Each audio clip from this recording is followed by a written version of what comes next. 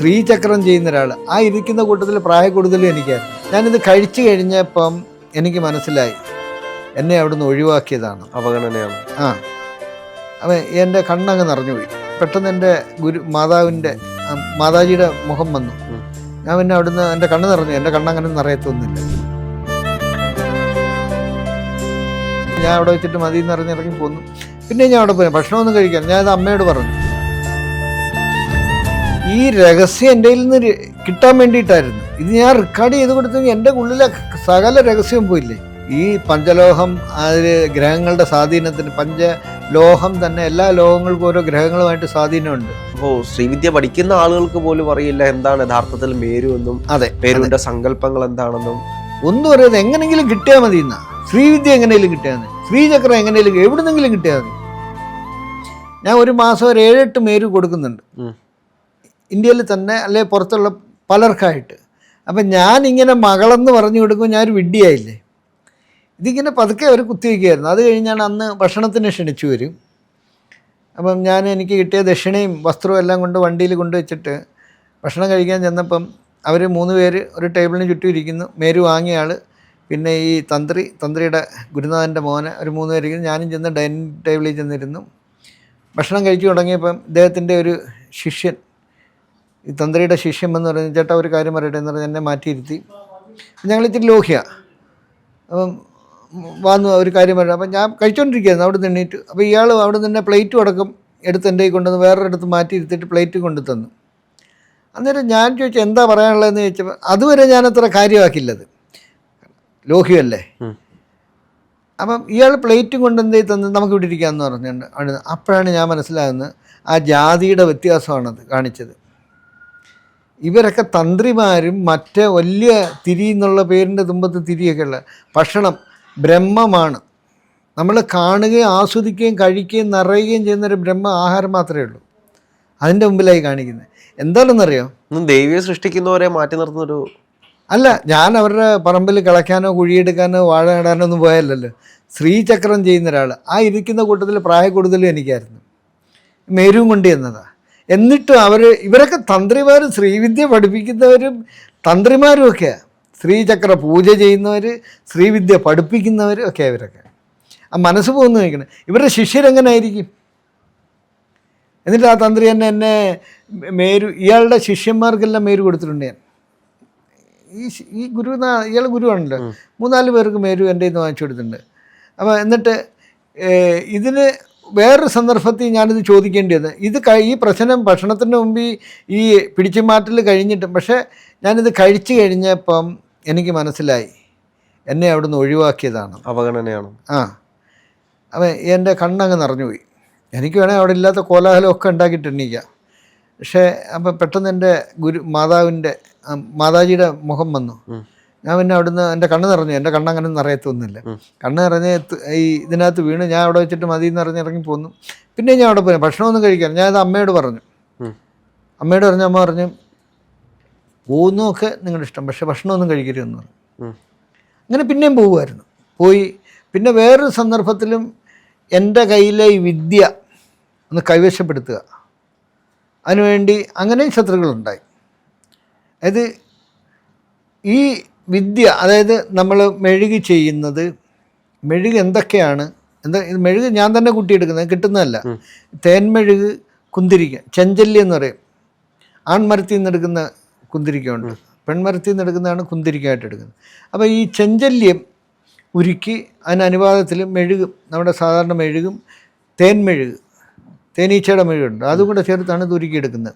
ഇത് ഉരുക്കിയെടുത്ത് എണ്ണയും കൂടെ ചേർത്താണ് ഈ ഇതിലാക്കിയെടുക്കുന്നത്. ഇതിൻ്റെ രഹസ്യം, ഇത് അംശിക്കുന്ന കണക്ക്, ഇതിപ്പം നമ്മുടെ മനുഷ്യ ശരീരം പോലെ തന്നെ മുട്ട് വരെ ഒരു നീളം, കാൽപാദത്തിന് മറ്റൊരു ഇത്ര അകലം, മുട്ട് വരെ തൊട, ഇത് അരയെന്ന് പറഞ്ഞാൽ പകുതി വരുന്ന അര, കാലെന്ന് പറഞ്ഞാൽ കാൽഭാഗം, അര. ഇതിനെല്ലാം അളവിൽ വ്യത്യാസം വന്നു കഴിഞ്ഞാൽ അരൂപനാകും എന്ന് പറഞ്ഞാൽ ഇതിനെല്ലാം അംശിക്കുന്ന കണക്കുണ്ട്. ഈ അംശിക്കുന്ന കണക്ക്, ഇതിൻ്റെ മെഴുക്, പിന്നെ മണ്ണ് കെട്ടുന്നത്, എത്ര തരം മണ്ണ് കെട്ടുന്നത് തന്നെ ഒരേ മണ്ണല്ല കെട്ടുന്നത്. ഇത് അമ്മിക്കല്ലിൽ അരച്ചെടുക്കുന്ന മെഴുക് ആ മണ്ണാണ് ആദ്യം കിട്ടുന്നത്. ഇത് പിന്നെ ഇത് ചൂടാകുന്നത്, പിന്നെ ലോഹം ഉരുക്കുന്നത് ഓടെങ്ങനെ ഉണ്ടാകുന്നു, പിച്ചള എങ്ങനെ ഉണ്ടാകും, നമ്മൾ ഉരുക്കുന്ന പിന്നെ പഞ്ചലോഹത്തെ, ഇതെല്ലാം വിവരിച്ച് ഞാൻ കംപ്ലീറ്റ് വിവരിച്ച് വീഡിയോ എടുക്കണമെന്ന് പറഞ്ഞു. ഞാൻ ചിദംബരത്തിന് എൻ്റെ കംപ്ലീറ്റ് ഇപ്പം ആയല്ലോ. അവൻ പറഞ്ഞാൽ അത് ഓക്സ്ഫോർഡ് യൂണിവേഴ്സിറ്റിയിൽ ഒരാൾക്ക് ഡോക്ടറേറ്റിന് വേണ്ടിയിട്ടാണ് പ്രബന്ധം അവതരിപ്പിക്കാൻ. അപ്പോൾ അത് അങ്ങനെ ഇതുവരെ ശ്രീവിദ്യയെക്കുറിച്ചൊക്കെ നടന്നിട്ടുണ്ട്, ഇത് മേരുവിനെ കുറിച്ച് ഇങ്ങനെ പൂർണ്ണമായിട്ട് കിട്ടിയിട്ടില്ലെന്ന് പറഞ്ഞു. ഞാൻ പറഞ്ഞു നോക്കാമെന്ന് പറഞ്ഞ് ഈ ഷൂട്ട് ചെയ്തെടുക്കണം, റെക്കോർഡ് ചെയ്തെടുക്കണം, ഇത് ഒരിക്കലും ഇത് പറ്റുന്നില്ല, ഷൂട്ട് ചെയ്തെടുക്കാൻ പറ്റുന്നില്ല. അപ്പം എനിക്കത് ഒരു ദിവസം ജപം കഴിഞ്ഞപ്പം ഇങ്ങനെ മനസ്സിൽ കണ്ടു മാതാജിയുടെ രൂപം വന്ന്. അമ്മ അറിയാണ്ട് നടക്കത്തില്ല എന്നാണ്. അങ്ങനെ ഞാൻ ചെന്നു. അപ്പോൾ ഈ തന്ത്രി എന്നോട് പറയുകയും ചെയ്ത് അവിടുന്ന് ഒരു മേരു അമ്മയുടെ കയ്യിൽ നിന്ന് ഇങ്ങോട്ട് വാങ്ങുക, എന്നിട്ട് അമ്മ പറയും എല്ലാ ആശംസകളോടും കൂടി തുടങ്ങിക്കോളൂ എന്ന് പറഞ്ഞ് അമ്മ അതും നമ്മൾ റെക്കോർഡ് ചെയ്ത് കൊണ്ടുവരിക. അങ്ങനെ അമ്മയുടെ അടുത്ത് പോയി അമ്മ ഈ മേരുവായിട്ട് നിന്ന് എൻ്റെ കയ്യിലോട്ട് തരുന്ന സമയമായപ്പം, ഞങ്ങൾ 3 ക്യാമറ വെച്ച് ഇത് ഷൂട്ട് ചെയ്യുക, തരുന്ന സമയമായപ്പോൾ അമ്മ ഇത് വേണ്ടാന്ന് പറഞ്ഞിട്ട് അങ്ങ് ഇരുന്നു. എന്നിട്ട് പറഞ്ഞ് ഇത് ട്രാപ്പാണ്, ഇത് ചെയ്യേണ്ടെന്ന് പറഞ്ഞു. അപ്പം അത് കഴിഞ്ഞിട്ട് ഞാൻ ചെന്താമെന്ന്, ഇല്ല ഇത് നിങ്ങളിത് ചെയ്യാൻ പാടില്ല എന്ന് പറഞ്ഞു. അത് പിന്നീട് പറഞ്ഞുതരാം, ചെയ്യേണ്ടെന്ന് പറഞ്ഞു, നിർത്തിയരെന്ന് പറഞ്ഞു.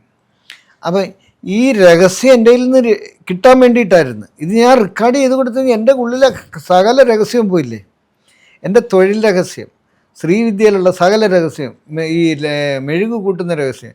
അപ്പോൾ എന്നിട്ട് ഞാൻ ഇയാളോടൊന്നും പറഞ്ഞില്ല. അപ്പം ഞാൻ പറഞ്ഞ സമയമായില്ല, സമയമാകുമ്പോൾ അമ്മ പറയാമെന്ന് പറഞ്ഞിരിക്കുന്നതെന്ന് പറഞ്ഞ് അങ്ങനെ പോയി. അങ്ങനെ കുറച്ചാൾ കഴിഞ്ഞപ്പോൾ ഞാൻ ചോദിച്ചു, സ്വാമി ഇത് എൻ്റെ തൊഴിൽ രഹസ്യമല്ലേ, ഇത് ഞാൻ നിങ്ങൾക്ക് റെക്കോർഡ് ചെയ്യുന്നതെന്ന് കഴിഞ്ഞാൽ പിന്നെ ഞാനെന്തുവാ? അപ്പം പുള്ളി പറഞ്ഞ് എൻ്റെ അച്ഛൻ്റെ പേര് ഇതാണ്. ഞാൻ പറഞ്ഞു എൻ്റെ കയ്യിലിരിക്കുന്ന രഹസ്യം മൊത്തം നിങ്ങൾക്ക് എന്നിട്ട് നിങ്ങളുടെ അച്ഛൻ്റെ പേര് ഞാൻ അറിഞ്ഞിട്ട് എന്തോ പേര്, അല്ലാണ്ട് തന്നെ നിങ്ങളുടെ അച്ഛൻ്റെ പേര് എനിക്കറിയാം.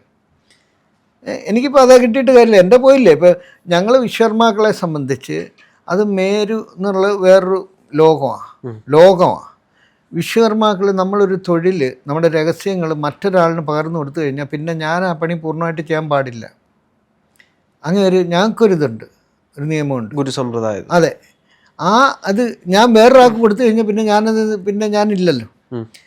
ഇപ്പം എൻ്റെ മോനോ അല്ലെ എൻ്റെ അടുത്ത തലമുറയ്ക്ക് പോലും ഞാൻ ഇത് കൊടുത്തു കഴിഞ്ഞാൽ അവരുടെ സംശയങ്ങൾ തീർത്ത് കൊടുക്കാമെന്നല്ലാണ്ട് ഞാൻ പിന്നെ ഇത് പൂർണ്ണമായിട്ട് ചെയ്തില്ല. അങ്ങനെയാണ് ഇതിൻ്റെ ആ സമയത്തെ നമ്മൾ നിർത്തത്തുള്ളൂ. അപ്പോൾ ഇത് പുള്ളിക്ക് കൊടുക്കാൻ പറ്റത്തില്ലല്ലോ. അങ്ങനെ അത് പുള്ളിക്ക് ദേഷ്യം അങ്ങനെയൊക്കെയാണ്. അതായത് അവരോളം ഞാൻ വളർന്നില്ല, അതിന് എപ്പോഴും അവർ തന്നെയാണ് മുകളിൽ എന്നുള്ള രീതിയിൽ വേണ്ടിയിട്ടാണ് ഈ ഭക്ഷണത്തിൻ്റെ മുമ്പിൽ പോലും ചെറുതാണ്. പിന്നെ ഒരുത്തൻ കോഴിക്കോട് നിന്ന് കൂടി, അത് ഞങ്ങളുടെ അമ്മയുടെ ശിഷ്യൻ തന്നെ, അവനിത് കൂടിയിട്ട് ഇതിൻ്റെ അംശിക്കുന്ന കണക്ക് വേണമെന്ന്. ഞാൻ ചോദിച്ചു എന്തിനാ അംശിക്കുന്ന കണക്ക്? അല്ല അംശിക്കുന്ന കണക്ക് വേണം, നിങ്ങൾ ചെയ്യുന്ന മേരു, എന്നിട്ട് നിങ്ങളുടേത് മേരു വേണം, എന്നിട്ട് എനിക്ക് ആ കണക്ക് വെച്ച് അളന്ന് നോക്കുക. ഞാൻ പറഞ്ഞു നീ പൊട്ടനല്ലേ, എൻ്റെ കണക്ക് വെച്ച് ഞാൻ ഉണ്ടാക്കുന്ന മേരു എൻ്റെ ഇതേ കണക്ക് വെച്ച് നീ അളന്ന് വെച്ചാൽ ഒരുപോലെ ഇരിക്കത്തില്ലേ, നിനക്ക് അളന്ന് നോക്കണമെന്ന് ഇന്ത്യയിലൊരു ശരി കണക്ക് വേണമല്ലോ, ആ കണക്ക് വെച്ച് നീ അളക്കണ്ടേ. അപ്പോൾ അവൻ്റെ ഉദ്ദേശം എൻ്റെ നീ കണക്ക് വാങ്ങിച്ച് തമിഴ്നാട്ടിൽ നിന്ന് എങ്ങാണ്ടൊക്കെ മേരു ചെയ്ത് വിൽക്കുക എന്നുള്ളതായിരുന്നു അയാളുടെ. അപ്പോൾ ഇവരെല്ലാം ശത്രുക്കളായി. പിന്നെ ഈ സുബ്രഹ്മണ്യ മേരു ചെയ്ത് കൊടുക്കാത്ത അയാൾ എന്നിട്ട് ഈ തന്ത്രി തന്നെ ഫേസ്ബുക്ക് വഴി വേറൊരാളുടെ ഫേസ്ബുക്ക് വഴി ഒരു പോസ്റ്റൊക്കെ ആയിട്ട് മേരു ഗുരുവിൽ നിന്നേ വാങ്ങുന്നത്. ഗുരുക്കന്മാരാരാ മേരു നിർമ്മിക്കുന്നത്? ഇത് നിർമ്മിക്കണമല്ലോ, മേരു ഗുരുക്കന്മാരിൽ നിന്നേ വാങ്ങുന്നത്. അയാൾ തന്നെയാണ് എൻ്റെ നിന്ന് മേരു വാങ്ങിച്ച് അയാളുടെ ശിഷ്യർക്ക് കൊടുത്തിട്ടുള്ളത്. അപ്പോൾ ഇതിൻ്റെ അതായത് ശ്രീവിദ്യ എന്നൊരു പദ്ധതിയിലെ സത്യങ്ങൾ അവിടെ നിൽക്കുന്നു, ചില ഗുരുക്കന്മാരവിടെ നിൽക്കുന്നു. വെറും ഈ ഭഗവതി എന്നുള്ളൊരു തത്വത്തിൻ്റെ അടുത്ത് പോലും പോകാത്ത ഒരുപാട് പേരുണ്ട്. അതുകൊണ്ടാണ് ഇപ്പോൾ ടി വിയിലൊക്കെ ഒരുപാടുണ്ട് ഈ ചക്രം നിങ്ങൾ വാങ്ങിച്ചു കഴിഞ്ഞാൽ നിങ്ങൾക്ക് അത്ഭുതങ്ങൾ. അതെ എന്തുവാ ആമമോതിരം, പിന്നെ മേരു മോതിരം, അങ്ങനെയല്ല ഇതൊക്കെ പിച്ചളയിൽ പ്രസ് ചെയ്തെടുക്കുന്നത്. ഇപ്പോൾ പഞ്ചലോഹം തന്നെ ആർക്കും അറിയത്തില്ല പഞ്ചലോഹം എന്താണെന്ന്. നമ്മൾ പറഞ്ഞല്ലോ ഇതിന് കൂട്ടുണ്ട്, അനുപാതമുണ്ട്. ഈ പഞ്ചലോഹം അതിൽ ഗ്രഹങ്ങളുടെ സ്വാധീനത്തിന്, പഞ്ചലോഹം തന്നെ എല്ലാ ലോഹങ്ങൾക്കും ഓരോ ഗ്രഹങ്ങളുമായിട്ട് സ്വാധീനമുണ്ട്. അപ്പോൾ ആ ഗ്രഹങ്ങളുടെ സ്വാധീനത്തിന് വേണ്ടിയിട്ടാണ് നമ്മൾ ഈ പഞ്ചലോഹത്തിൽ നിർമ്മിക്കുന്നത്. അപ്പോൾ അത് അതിൻ്റെ അനുപാതത്തിൽ ചേർത്തെങ്കിൽ മാത്രമേ പഞ്ചലോഹം ആവുന്നുള്ളൂ, അല്ലെങ്കിൽ പിന്നെ ഇത്ര ഇന്ന സാധനം ചേർന്നു എന്നേ പറയാനൊക്കത്തുള്ളൂ. ഇപ്പം നമ്മൾ സാമ്പാർ വയ്ക്കുന്നതിൽ ഇന്ന സാധനം എത്ര വേണം, മുളക് പൊടി വേണം, മല്ലിപ്പൊടി വേണം, കായം വേണം എന്ന് ഇതിൻ്റെ ഏതെങ്കിലും കൂടുകയോ കുറയോ ചെയ്താൽ അത് അരിയോ എന്ന് പറയുന്ന പോലെ പഞ്ചലോഹത്തിനും ഈ അനുപാതത്തിൽ ചേർത്തെങ്കിൽ മാത്രമേ അത് പഞ്ചലോഹമാകത്തുള്ളൂ. അങ്ങനെ ഈ ഇവർ പറയുന്ന പഞ്ചലോഹത്തിൻ്റെ തകിട്, പഞ്ചലോഹത്തിൽ നിർമ്മിച്ചത്, പിച്ചള ഈ സാധനം കംപ്ലീറ്റ്. പിച്ചള അശുദ്ധമാണ്. പിച്ചള നമുക്ക് ഈ വിഗ്രഹങ്ങളൊന്നും പിച്ചള ചെയ്യത്തില്ല. സിങ്കും ചെമ്പും ചേരുന്നതാണ് പിച്ചള. സിങ്ക് ഒരു ലോഹം കുഴിച്ചെടുക്കുന്നതല്ല, ചെമ്പും അലുമിനിയം ഒക്കെ കുഴിച്ചെടുക്കുക. അത് കരട് നീക്കുമ്പോൾ അതിൽ നിന്ന് കിട്ടുന്നൊരു ഉപോൽപ്പന്നമാണ് സിങ്ക്. അത് ചേർത്തിട്ട് പിച്ചളയിൽ ചേർത്തിട്ട് ചെമ്പിൽ ചേർത്തിട്ടാണ് പിച്ചള ഉണ്ടാക്കുന്നത്. പിച്ചള ശരിക്കും പിച്ചള വിളക്ക് പോലും കത്തിച്ചുകൂടാന്ന്. ഓട്ട് വിളക്ക്, ഓട്ടുപാത്രം, നമ്മുടെ ഭക്ഷണമെല്ലാം പണ്ട് കാലത്തും ഇപ്പോഴും ക്ഷേത്രങ്ങളിൽ നേദ്യങ്ങളൊക്കെ ഉണ്ടാക്കുന്ന ഓട്ടുപാത്രങ്ങൾ, അതിൽ ചെമ്പും വെളുത്തിയും ചേരുന്നതാണ്. വെളുത്തിയും ഔഷധമാണ്. പണ്ട് നമ്മുടെ പാത്രങ്ങളിലെല്ലാം ഈയം പൂശും വെളുത്തിയും. നമ്മൾ അതിലെ വെള്ളം കുടിക്കുമ്പോഴോ അതിലെ പാത്രത്തിൽ പാചകം ചെയ്യുമ്പോഴോ ഒക്കെ നമ്മുടെ ആ ഭക്ഷണത്തിൻ്റെ ചെമ്പിൻ്റെ വെളുത്തിയത്തിൻ്റെ ഒരു അംശം നമ്മുടെ ഉള്ളിൽ ചെല്ലും. ചെമ്പിൻ്റെയും വെളുത്തിയത്തിൻ്റെ അത് ഔഷധമാണ്.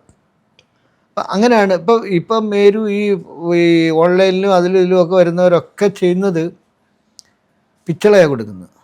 ഇപ്പോൾ ഈയിടെ ഒരു ഓൺലൈനിലെ ഗുരു ഇതിനകത്ത് ആരോ ചെന്നു, മോൻ മദ്യപിക്കുന്നു എന്ന് പറഞ്ഞു.